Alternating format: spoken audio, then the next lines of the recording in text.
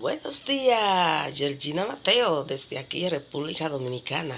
Gracias a Conexión pude lograr una desconexión total de lo mundanal, una desconexión de lo material hacia lo espiritual.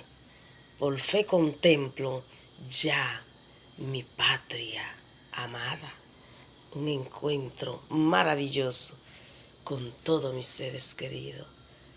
Bendiciones. Seguimos en conexiones hasta llegar a la meta final. Gracias.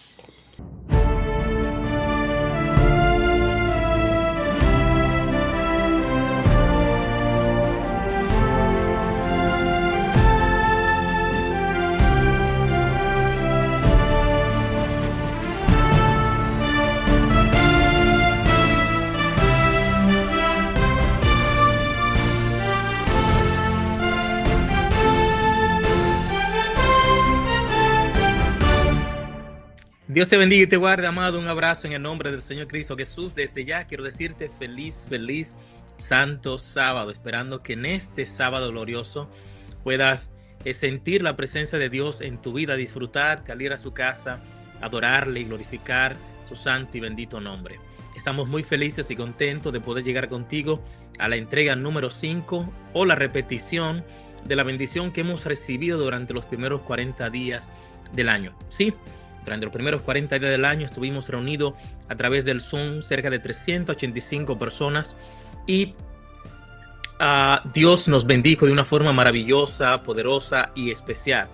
Cada mañana estudiábamos el libro Conexión 360 y escuchábamos un poderoso mensaje acerca de las profecías bíblicas y el libro de Apocalipsis en la voz del pastor Mario Rondón. Como fue de tanta bendición para nosotros, estamos compartiendo contigo noche tras noche lo que fue nuestra experiencia al estudiar el libro de Apocalipsis con el pastor Mario Rondón y repasar las reflexiones de nuestro libro Conexión 360.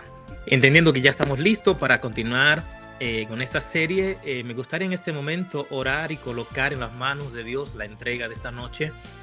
Ya Dios usó al pastor Mario Rondón al exponer este sermón, nos utilizó a nosotros al escribir las lecciones, pero oramos para que Dios, a través del contenido de esta noche, de la lección y del mensaje acerca de las profecías bíblicas, Dios pueda ministrarte y hablar una vez más a tu vida. Así es que permíteme orar y pedirle al Señor que nos bendiga y que nos hable, pues su palabra se renueva cada mañana.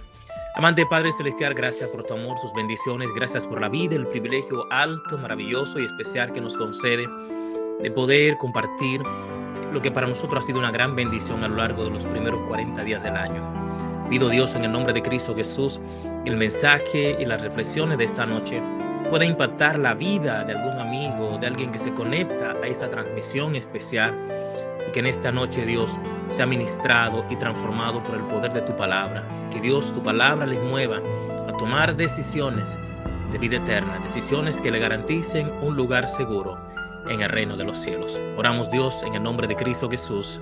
Amén y amén. Familia, sin más por el momento, disfrutemos de la entrega de esta noche, Conexión 360 y Apocalipsis. Conexión 360, una jornada espiritual para una vida con propósito. Estamos felices y contentos de que estés con nosotros en la cuarta jornada de esta serie Conexión 360. En este día quisiera recordarte que la meditación bíblica no consiste en vaciar tu mente, sino en llenarla de la verdad divina. En la antigüedad, los hebreos practicaban el arte de la meditación, lo cual consistía en una lectura pausada y profunda de la palabra de Dios, la cual le permitía internalizar sus enseñanzas. Josué recibió este consejo directamente del Señor, quien le dijo: «Nunca se apartará de tu boca este libro de la ley, sino que de día y de noche meditarás en él, para que guardes y haga conforme a todo lo que en él está escrito». El verbo hebreo hagash significa reflexionar, murmurar suavemente o repetir. Meditar entonces no es una actividad pasiva, sino un diálogo interior con Dios, donde la mente y el corazón se armonizan con su voluntad. Cuando el creyente medita, el Espíritu Santo toma las palabras inspiradas y la convierte en alimento espiritual que fortalece la fe y renueva el carácter. El doctor David Jeremiah dice que meditar en las Escrituras es permitir que la palabra de Dios nos hable con tal claridad que se vuelva imposible ignorar. La meditación transforma la lectura devocional en una conversación divina y el alma encuentra reposo en la presencia de aquel que inspiró las Escrituras. La meditación es el puente entre la lectura de la palabra de Dios y la obediencia a su voluntad. En este día quisiera invitarte a explorar tu corazón con sinceridad y responder a las siguientes preguntas. Por ejemplo, ¿qué significa para ti meditar en la palabra? ¿De qué manera la meditación fortalece tu relación con Dios? O tal vez podrías preguntarte qué textos bíblicos puedes elegir hoy para reflexionar y aplicarlo a tu vida. De modo que al meditar en estas preguntas, te surja la necesidad de poner en práctica algunos principios, tales como apartar un tiempo diario para meditar en un texto bíblico, quizás memorizar las promesas semanales y repetirlas día tras día, o escribir en un cuaderno los pensamientos que Dios te inspire mientras meditas en ella. Lo último que podrías hacer es aplicar la verdad de la lectura bíblica a las decisiones que tomas día tras día y compartirlo con alguien lo que Dios te ha enseñado. Al aplicar estos principios, es importante orar y clamar al Señor o decir al Dios Todopoderoso: oh Señor, enséñame a detenerme ante tu palabra, que mis pensamientos se alineen con los tuyos y que mi mente aprenda a encontrar reposo en tu voz.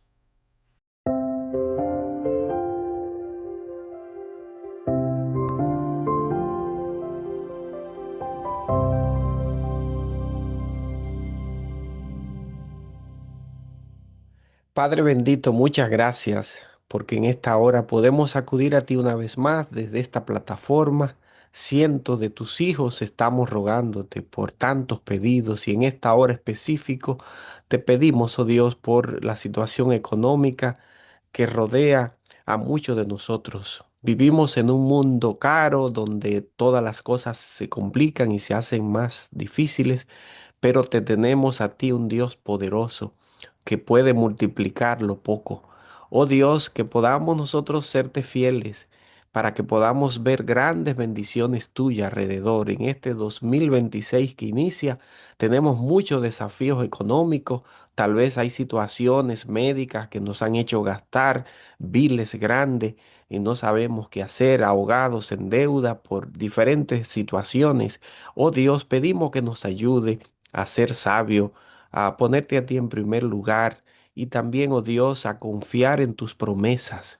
Tal vez hay un bill grande que tenemos, que lo podamos poner debajo del altar y pedir a Dios, oh Padre, en esta hora que tenga misericordia de nosotros. Tú como dueño de la plata y el oro, sabes dónde están los recursos que necesitamos para salir adelante. Así que, oh Dios, apiádate de tu pueblo, multiplica lo poco que tenemos. Tú eres experto en hacer eso, Señor, para que cada familia aquí representada, especialmente aquellos que están pasando por una situación económica difícil, puedan recibir ese alivio tuyo, el cumplimiento de esa promesa. Y tú, oh Dios, que puedes sacar de la nada los recursos que necesitamos, pueda acudir en rescate a nosotros, tus hijos, que tenemos todo tipo de necesidad, pero acudimos a un Dios que tiene todo tipo de soluciones. Te ponemos, oh Dios, esta situación en tus manos. En el nombre de Jesús oramos. Amén. Bueno, estamos listos ya para seguir adelante con este maravilloso estudio del libro de Apocalipsis, Biblia en mano. Este es el momento. Ana Germosén dice oración por mis hijos y menciona a sus hijos allí.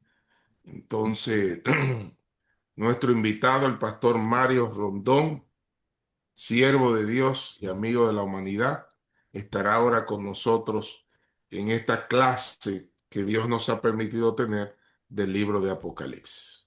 Amén. Muchas gracias, Pastor Reyes. Saludo para todos los que están conectados desde temprano, participando de la dinámica de oración, de las intercesiones y también del estudio eh, de este, de este libro de conexión. Gracias por mantenerse allí, por compartir con otros también, para que juntos podamos seguir avanzando, creciendo en la gracia y fortaleciendo nuestra fe por medio del estudio de la palabra. Hoy estamos en el día número 4, y al avanzar en las profecías, específicamente en los capítulos 2 y 3, donde todavía tenemos varias cosas allí que tomar, así que con su Biblia en mano, el capítulo 2 y el capítulo 3 son los capítulos que vamos a estar abordando hoy en el libro del Apocalipsis, pero específicamente mayor del capítulo 2 es donde, Apocalipsis capítulo 2 es donde mayormente vamos a concentrarnos en el día de hoy. Y quiero llamar su atención a que cuando estudiamos estas series proféticas, cuando abordamos esta temática bíblica y la ubicamos en su debido contexto con la correcta interpretación, nos libramos de muchos errores. Por así decirlo, recibimos un antídoto para no caer en ciertas interpretaciones que no son parte de la palabra profética más segura. Y claro, el mayor beneficio es que podamos abordar en forma individual, leer o escuchar en alguno de los dispositivos estos capítulos una y otra vez, y vamos a ver cómo percibimos una gran riqueza de contenido que extrae de allí el Espíritu Santo a cada uno, que es nuestro gran maestro, el Espíritu Santo. El Espíritu dice a las iglesias una y otra vez. En el libro Hechos de los Apóstoles, en la página 467, dice algo muy interesante en ese sentido. Dice: nadie piense que al no poder explicar el significado de cada símbolo del Apocalipsis, es inútil seguir escudriñando el libro en un esfuerzo de conocer el significado de la verdad que contiene. Que nadie piense eso. Y dice la última parte de ese párrafo: el que reveló esos misterios a Juan, el Señor Jesús, dará al investigador diligente de la verdad un goce anticipado de las cosas celestiales. Toda esa bendición la obtenemos al estudiar este maravilloso libro del Apocalipsis, según nos dice en la revelación allí en Hechos de los Apóstoles, página 467. Evitar algunos de esos errores de interpretación, evitar dejarse llevar por algunos titulares de diarios para torcer algunas interpretaciones, como algunas personas, por ejemplo, que han tomado las interpretaciones que tradicionalmente y basados en la palabra, basado en la interpretación historicista, se le han aplicado al rey del sur, como veremos más adelante. Algunos le están dando la aplicación de que es el mundo musulmán, por la connotación que ahora tiene y demás. Otros han estado reinterpretando lo que tiene que ver con los siete reyes y todo eso. Sin embargo, en la inspiración también nos da un consejo, y estos textos lo estamos leyendo de entrada para que sirvan como antídoto y motivación al mismo tiempo. Antídoto contra los errores de interpretación y motivación a ir a la palabra, ir directamente a la palabra. En Manuscritos Liberados, tomo 17, página 23, se anticipó lo siguiente en la inspiración. Dice: algunos tomarán la verdad que se aplica a su tiempo y la colocarán en el futuro. Un error de interpretación. Colocarán en el futuro eventos que ya se cumplieron en la cadena profética en el pasado. Pero por medio de esas teorías se socava la fe de muchos. O sea, ningún error es inofensivo. No podemos en algún momento sentarnos y decir, bueno, que cada uno le dé la interpretación que quiera. Esas interpretaciones no son asunto de salvación. Cuidado con eso, porque algunos han sido extraviados del camino, de la fe, de la sana doctrina, por una falsa interpretación y por colocar en el futuro algo que debía estar en el pasado, porque ningún error es inofensivo. Cuando movemos una parte de la verdad a un contexto que no tiene, pues eso afecta todo el contenido. Ya decía hace un par de días cómo la correcta interpretación de las profecías es como cuando se resuelve un problema matemático. que tenemos la forma de hacer la comprobación de si estamos en la verdad o si estamos en el error. Hasta aquí en este capítulo 2, especialmente del Apocalipsis, podemos ver que los 7 candeleros representan las 7 iglesias, que el Señor Jesús se halla entre esos candeleros desde el capítulo 1, y el hecho de que Jesús esté entre los candeleros representa su presencia permanente, la presencia permanente de Cristo en su iglesia. Así que la iglesia enfrenta dificultades, problemas, pero el Señor Jesús está en medio de su pueblo, en medio de su iglesia, en medio de cada desafío, cada vicisitud y cada problema. Al examinar las 7 iglesias, vemos que hay dos de ellas que no se dice nada negativo de su condición espiritual. Esas 2 iglesias son la iglesia de Esmirna y la iglesia de Filadelfia. Y es interesante que lo que provoca que la iglesia de Esmirna no haya nada negativo es la persecución, y lo que provoca que la iglesia de Filadelfia no tenga nada negativo en su condición espiritual es el amor fraternal.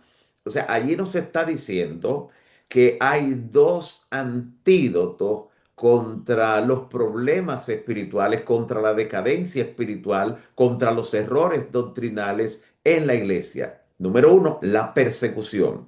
Y número 2, el amor fraternal. Son condiciones mediante las cuales se mantiene la pureza en la iglesia, la pureza espiritual. A las demás iglesias, el Señor Jesús le dice algo que debe corregir, algo que debe afirmar, algo que no anda bien.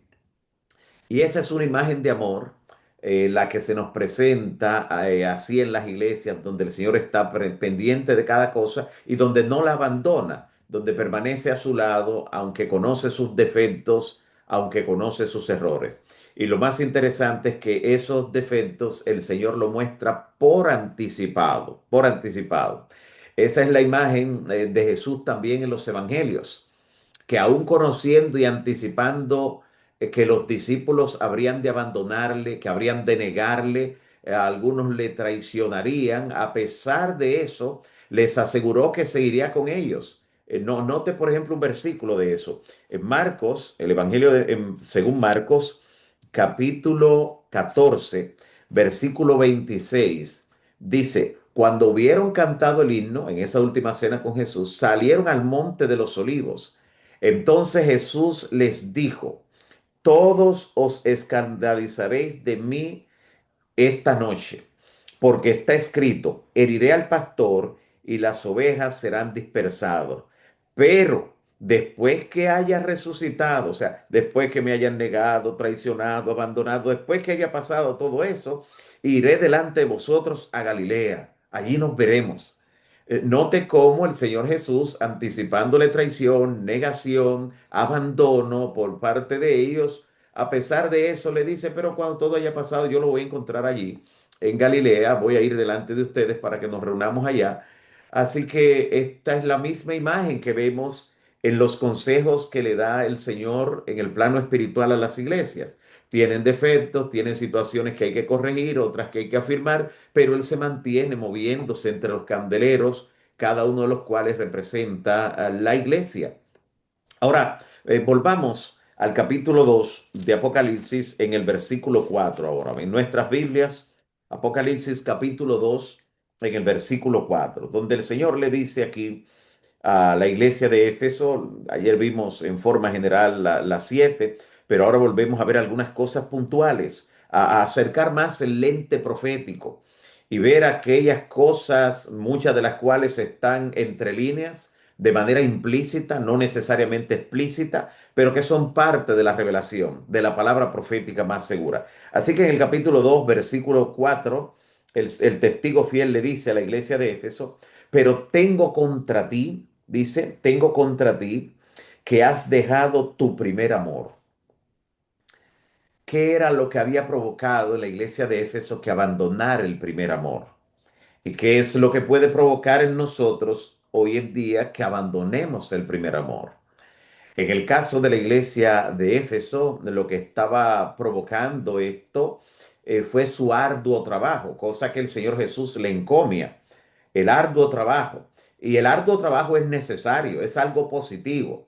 Pero, atención, el arduo trabajo puede convertirse en un enemigo de la vida espiritual, sí, porque el arduo trabajo, el exceso de trabajo puede provocar que nos ocupemos tanto en la obra del Señor que nos olvidemos del Señor de la obra, que se anule el momento de conexión con Dios. Y qué bueno que eso es parte de esta programación de los 40 días, esa conexión 360, porque podemos ocuparnos tanto en la obra del Señor que nos olvidemos del Señor de la obra. Y hay cosas que son esenciales en la vida espiritual. La vida cristiana depende más de relación que de función. Depende más de relación que de función. Esa relación que debemos mantener viva con el Señor constante es algo insustituible, es algo irrelegable. Pero otro detalle por el que la iglesia de Éfeso pues también recibe esta amonestación, y es interesante porque esta es la que inicia la serie de 7. Se le hace una promesa interesante. Se le promete que si vence, se le dará a comer del árbol de la vida. ¿Por qué esta promesa? La razón es porque esa fue la primera gran bendición, la de comer del árbol de la vida. Fue la primera gran bendición que perdió la humanidad al ser expulsada del Adán, producto de la caída, porque la humanidad también perdió su primer amor. Así como la iglesia de Éfeso estaba perdiendo el primer amor, la humanidad perdió su primer amor, comprometió su fe, tuvo una caída y por ello le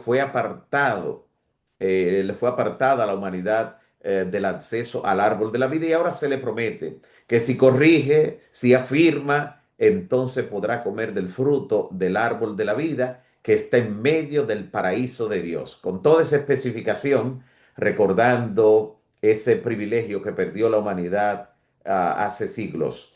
En el versículo 5 sigue diciendo aquí en el capítulo 2, versículo 5 dice, de lo contrario, si no te arrepientes, porque no solo hay una indicación, no solo hay una promesa, también hay una advertencia. Si no corriges, dice, de lo contrario, si no te arrepientes, quitaré tu candelero de su lugar. ¿Qué significaba esto de quitar el candelero? Quitar el candelero es retirar el fuego, ese fuego que mantiene viva la llama de la fe, que mantiene alumbrado el camino. Ese fuego, que es símbolo del Espíritu Santo, sería retirado si no se arrepiente. Cuando no hay un arrepentimiento, cuando no hay una respuesta al llamado de Dios, se corre el riesgo de que el Espíritu Santo se retire. Y sabemos lo que eso significa.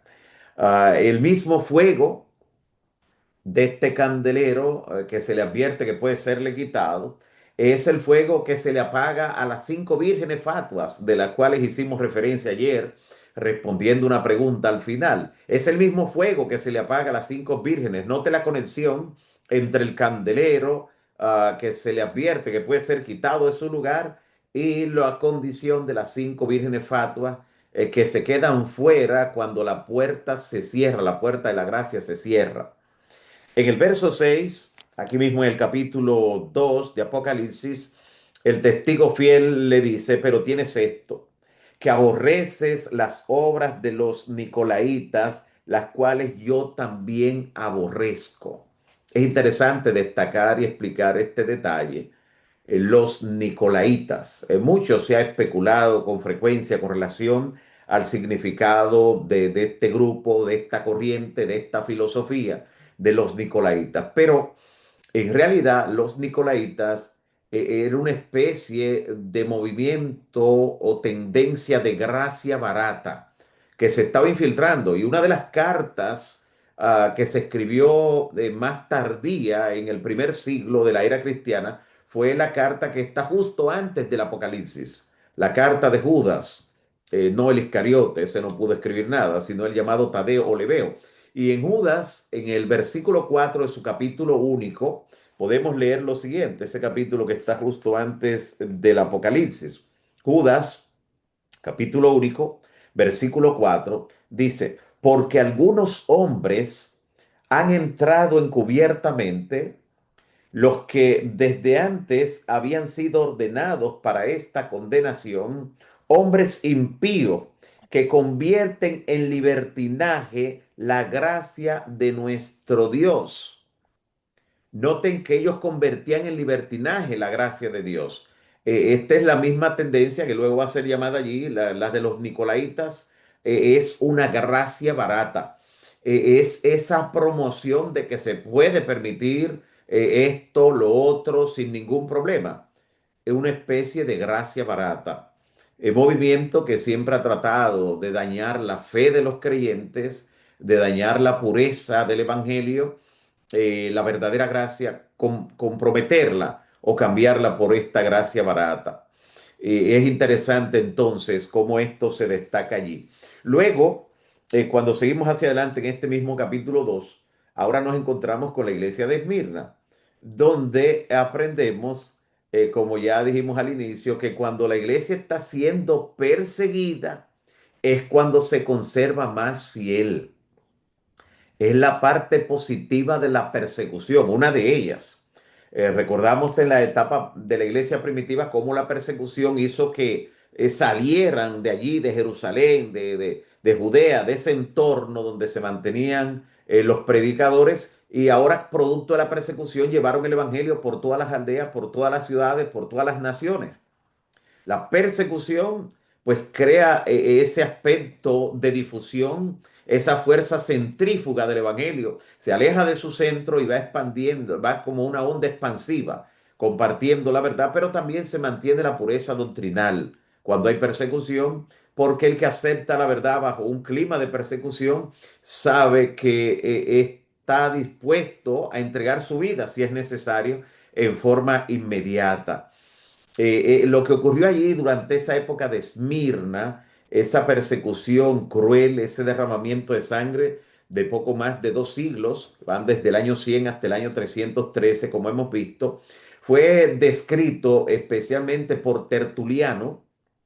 Tertuliano, uno de los creyentes del segundo siglo, que vivió en medio de esa época, vivió entre el año 160 y el año 220 de la era cristiana. Tertuliano, en su obra Apologeticum, escribió que por cada cristiano martirizado, escuche, por cada cristiano martirizado, se convertían 3 paganos a la fe. Así que esta matemática del martirio y del crecimiento exponencial de los creyentes en la fe fue observado también por Satanás, no solo por Tertuliano y otros creyentes de la época, no. Satanás vio que esta matemática no le funcionaba, que no era un negocio para él, porque los que estaban siendo perseguidos y estaban siendo muertos por la fe, número uno, estaban quedando sellados para vida eterna. Eran personas que morían fieles, como siguiendo la indicación del Señor Jesús, sé fiel hasta la muerte. Eran personas que tenían ganancia, por así decirlo, porque el morir en Cristo es ganancia. Pero aparte de eso, al ver su testimonio, al ver la dignidad con que morían estas personas y la serenidad con que lo hacían, acompañados por el Espíritu Santo hasta el final, 3 paganos en proporción se convertían por cada creyente que era martirizado. Así que este plan sería cambiado entonces por el enemigo. Claro, antes de terminar con ese plan de persecución abierta, tuvo unos 10 días que fueron 10 días proféticos, los 10 últimos años bajo el emperador Diocleciano, donde se arreció la persecución, y a estos 10 años se refería el testigo fiel cuando le dice: serán probados durante 10 días, pero manténganse puros. No eran 10 días comunes, lo cual no sería perceptible prácticamente en un marco profético como este, que está hablando de siglos, de años, sino que se refería a 10 años que fueron desde el año 303 hasta el año 313. Y como estaban muriendo por causa de su fe, es que el Señor Jesús le hace esta promesa que podemos encontrar en el versículo 11. Miren lo que dice en el versículo 11 de este capítulo 2. El que tiene oído, oiga lo que el Espíritu dice a las iglesias. Es el Espíritu Santo hablando a la iglesia.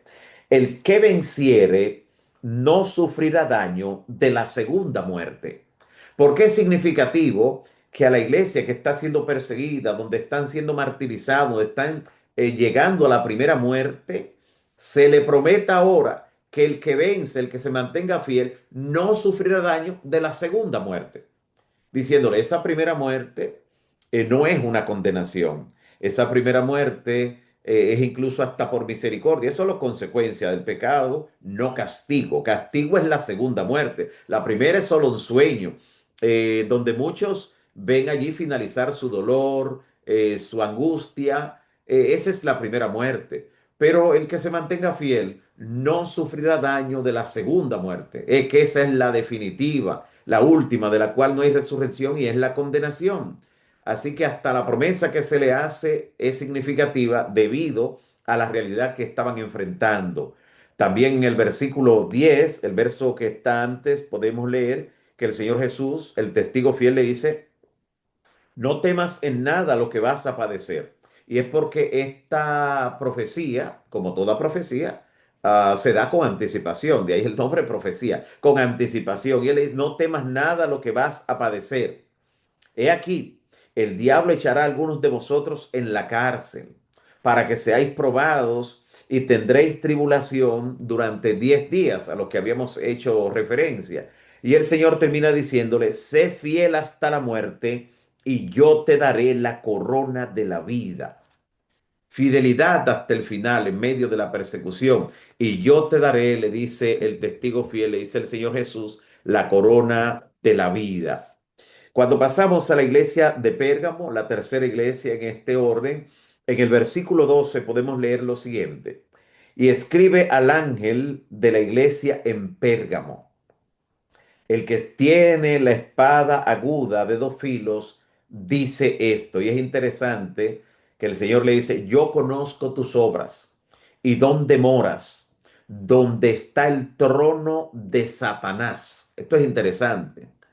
Destacar el hecho de que a la iglesia de Pérgamo, la iglesia comprometida, la iglesia que surge después de la persecución de la iglesia de Esmirna, la iglesia que inicia en el 313, ya en un clima no de persecución abierta, donde Constantino ha llegado, ha cambiado mediante un edicto de tolerancia la persecución, por ahora darle elevación a la iglesia y colocarla como iglesia del Estado. Por eso es que se indica que esta iglesia está viviendo en el lugar donde está el trono de Satanás. Porque más adelante vamos a ver que cuando destaca el hecho de que Satanás pues usa a un poder, a una bestia, dice que Satanás le da su poder, su trono, no pase por alto ese detalle, su trono y grande autoridad. Y ese trono que le va a dar a ese sistema se lo da en Roma, justamente donde ahora Constantino produce los cambios y donde ahora la iglesia en Roma va a ser un desafío a la verdad. Pero el Señor Jesús está pendiente del detalle, nunca abandona la iglesia, está listo para defenderlo y dice, yo sé dónde moras. O sea, no creas que ahora por estar allí en ese lugar yo no te tengo presente y no te estoy cuidando. Yo sé dónde moras y moras donde está el trono de Satanás. Pérgamo, cuyo nombre significa elevación, iglesia que va desde el 313 al 538, recuerda esa condición de elevación que le dio Constantino al unirla al Estado, pero a un costo muy alto, comprometiendo la fe. La estrategia del dragón, que como decía anteriormente, en el tiempo de la iglesia de Esmirna, la persecución, a la estrategia de Satanás, que había visto cómo le estaban fallando los números, porque por cada creyente que moría, y moría en Cristo, número uno, eso era ganancia. En segundo lugar, como decía Tertuliano en su obra, alrededor de 3 paganos se convertían al evangelio, se convertían a la fe. Satanás decide cambiar de estrategia. Y es Satanás quien usa la estrategia de si no puedes con tu enemigo, únete a él. Es el diablo que usa esa estrategia o esa táctica. Si no puedes con tu enemigo, únete a él. Así que mediante Constantino decide infiltrarse dentro de la iglesia y promover que mediante esta elevación, como significa el nombre Pérgamo, esta elevación, esta condición ahora de eminencia a la iglesia, pues haya una caída moral, una caída espiritual donde mora Satanás. Ese detalle, repito, sumamente interesante porque ahora la iglesia pasa a tener la sede en el Imperio Romano, o por lo menos una gran parte de la iglesia, los que aceptaron el compromiso allí con Constantino, emperador de Roma. Ese asiento de Satanás también representa ese lugar exaltado de elevación al que aspiraba Lucifer cuando cayó, sentarse en el trono, que es prácticamente la condición que recibe la iglesia de Pérgamo. Es interesante recordar que el apóstol Pablo en una de sus cartas había anticipado esa apostasía que ocurriría en el seno de la cristiandad. El apóstol Pablo, de paso, también escribió cartas a 7 iglesias, a la iglesia de Roma, a la iglesia de Corinto, a la iglesia de Galacia, de Éfeso, de Filipos, de Colosas y Tesalónica. Pablo escribió cartas a 7 iglesias precisamente. Y repito, en una de ellas destaca el hecho de que vendría la apostasía. Así advirtió acerca de esta condición que vendría. Pero el Señor destaca allí también en el capítulo 2 de esta iglesia, no has negado mi fe. No has negado mi fe. A pesar de todo lo que está ocurriendo y de todo el compromiso que realizó la iglesia durante ese periodo, muchos se mantuvieron firmes. Dice, aún en el tiempo, le dice, en que Antipas, mi testigo fiel, fue muerto como mártir. Y aquí aparece otro nombre que también tenemos nosotros que destacar, verlo también con ese lente telescópico. Así como Balaán y Jezabel van a representar aquí entre las 7 iglesias figuras con una significación especial, no personas que están vivas, no que estaban vivas para ese momento, en ese periodo de esas iglesias, sino que su nombre y la figura de ellos, por lo que habían hecho en la historia, tenía un papel. El nombre Antipas, también tenemos que ver su significado. Antipas es un nombre compuesto. Anti, que significa contra o en lugar de, y paz, padre, hace referencia a alguien que no aceptaba, o a un grupo, a una parte de del cristianismo que no aceptaba el nombramiento de padres en la iglesia, que era parte de lo que ya comenzaba a ocurrir cuando Constantino le dio esa condición de elevación a la iglesia como iglesia de Estado. Ahora ya algunos de los líderes, algunos de los pastores de la iglesia comenzaban a ser llamados padres, destacando el hecho de que espiritualmente eran superiores.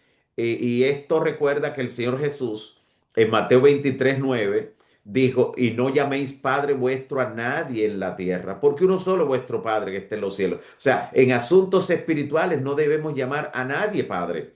Y sabemos que esto justamente es parte de la condición distintiva de la iglesia en Roma, que hasta el día de hoy a sus líderes le llama Padre, a su líder máximo Santo Padre, que todavía es una, pues, blasfemia mucho mayor, por lo que podemos ver. Durante este periodo de Pérgamo es donde ocurre la primera ley dominical en el año 321, cuando Constantino dicta la primera ley dominical unida a la adoración al sol, un compromiso que haría irreversible esa apostasía de la iglesia en Roma y que hasta el tiempo del fin sería una condición distintiva.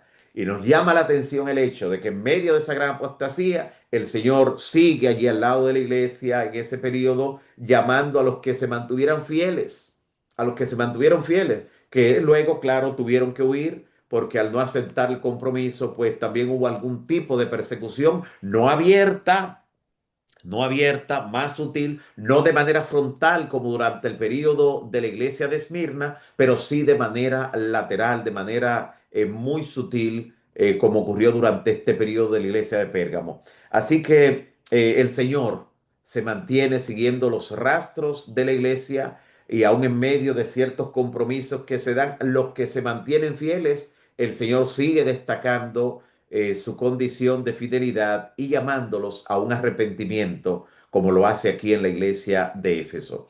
Que la bendición y las promesas que el Señor hace a cada una de estas iglesias que hemos podido examinar hoy en la continuación de este estudio puedan cumplirse en tu vida. De manera especial, la que le ha hecho a la iglesia de Esmirna: sé fiel hasta la muerte y yo te daré la corona de la vida. Que Dios te bendiga, mi hermano y amigo. Gracias, Pastor Rondón. Vamos a hacer dos preguntas. Tengo una de ellas en su exposición. En estos días, algunas de las personas que están escribiendo sobre el Apocalipsis han hablado, algunos de ellos, de que no vendrá una ley dominical, que eso lo creía la iglesia en el pasado, pero que ya eso en el presente. ¿Usted en sus estudios proféticos y teológicos se mantiene esa creencia de nuestra iglesia todavía de que vendrá una ley dominical, o eso está obsoleto en el estudio del libro de Apocalipsis? Sí, muy bueno, pastor. La ley dominical es parte de lo que está en el espectro profético y sigue siendo parte de lo que nosotros creemos porque es algo basado en la palabra. Es esa apostasía que dará finalmente la ruina nacional en los Estados Unidos de Norteamérica. Es la abominación desoladora.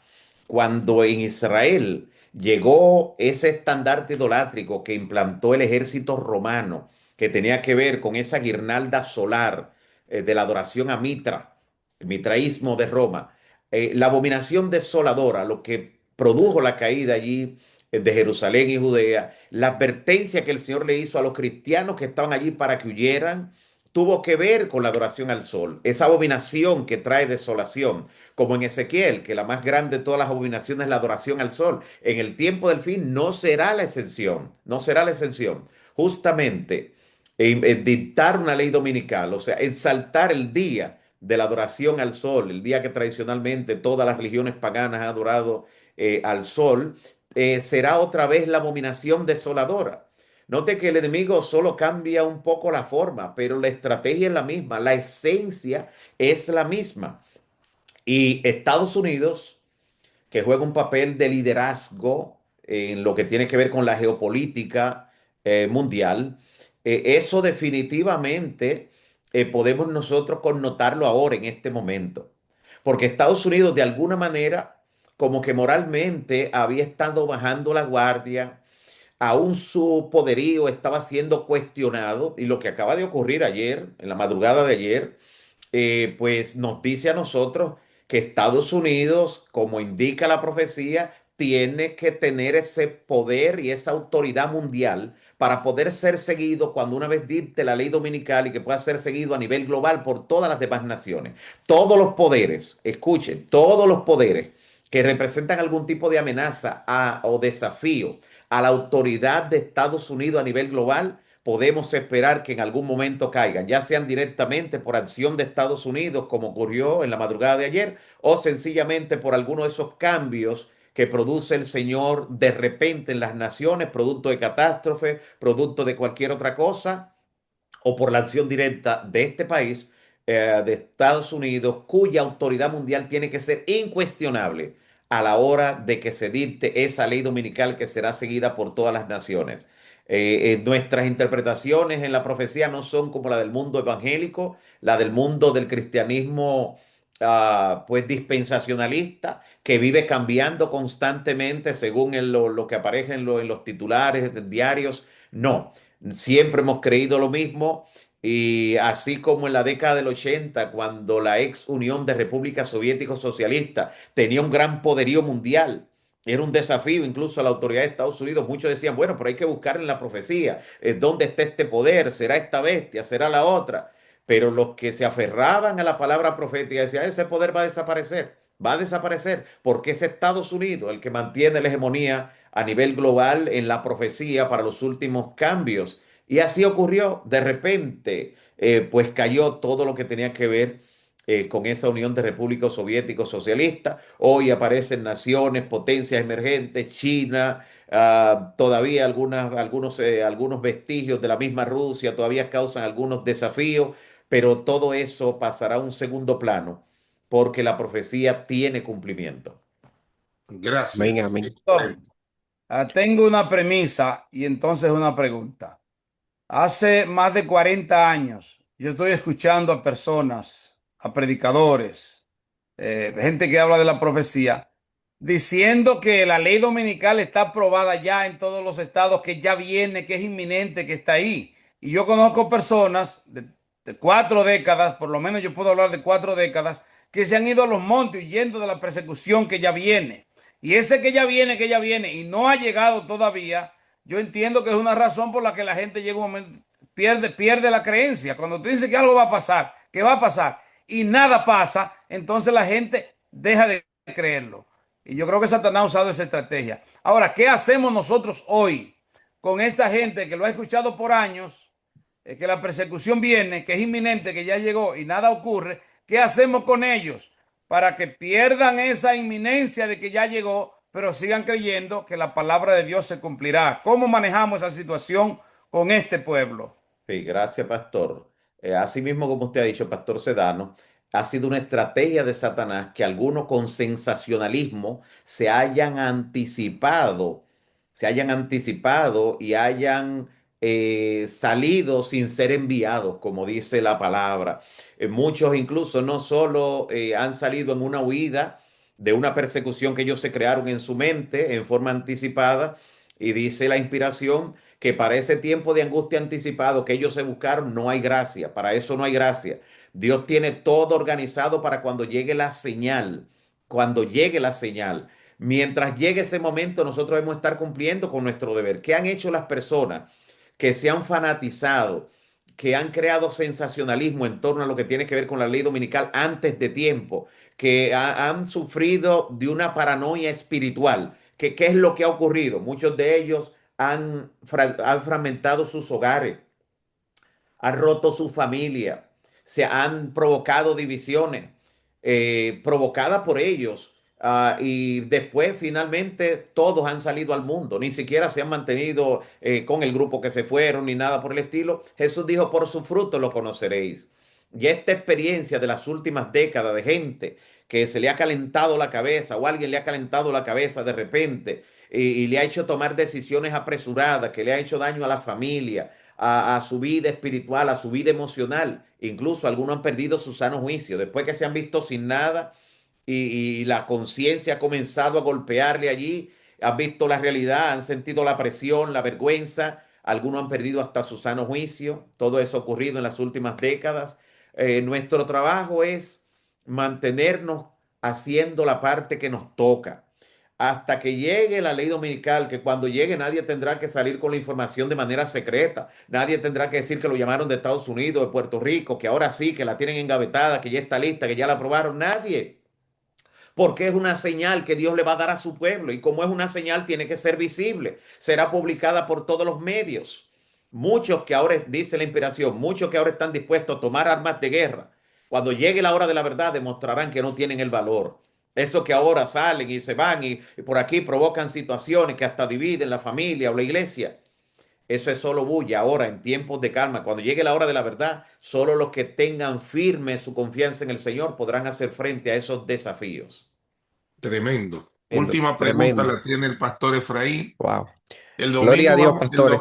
el domingo va a ser solamente pregunta y respuesta, Pastor Rondón. Cada De domingo acuerdo. así lo vamos a hacer así, cada domingo. Perfecto. Ok, fantástico. Pastor Rondón, hay una pregunta en el chat de Oneida Moreno. Pregunta, bueno, hace 3 preguntas, vamos a hacer una, el tiempo ya no nos alcanza.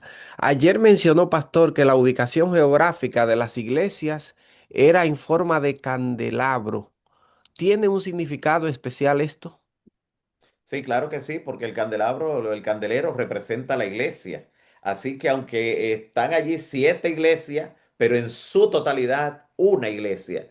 Son 7 periodos, pero en su totalidad representa, el Señor solo tiene una iglesia, aunque ha pasado por 7 periodos. Así que ese es el significado de que entre todas formen ese candelero, que aunque son 7 periodos, pero el Señor tiene una iglesia. Así que muy buena la pregunta, mi hermano Neida, porque sirvió para dar esa parte de la revelación. Gracias, Ore pastor. por nosotros, Pastor Rondón. Ya Amén. solamente nos faltaron 44 para llegar a los 200. Gloria Esperamos a Dios. buscarlos hoy buscarlos para que mañana estemos en 200 y terminemos en 500, que es nuestro sueño y nuestro anhelo. Amén, amén. Oramos. Padre que estás en los cielos, gracias. Gracias por tu palabra, gracias por todos los detalles que nos permites ver, conocer y entender mediante tu Santo Espíritu de la palabra profética más segura.